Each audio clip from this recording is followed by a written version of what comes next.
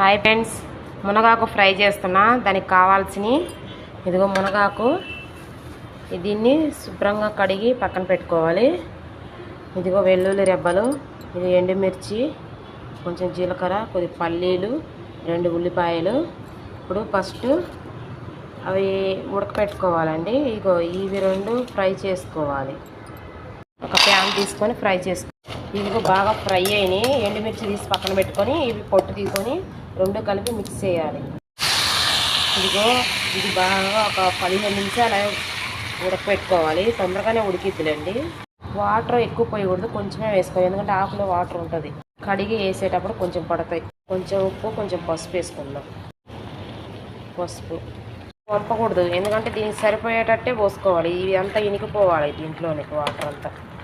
పల్లీలు పొట్టు తీసుకున్నా, ఇవి వేసి పట్టుకుందాం. కొంచెం సాల్ట్, మిక్సీ పట్టుదాం. ఇప్పుడు వెల్లుల్లి వేద్దాం. ముందే వేస్తే మెదగ రెడీ. ఇప్పుడు పోపు పెట్టుకుందాం. పోపు ఎక్కువ వేసుకుందాం, తింటుంటే బాగుంటాయి.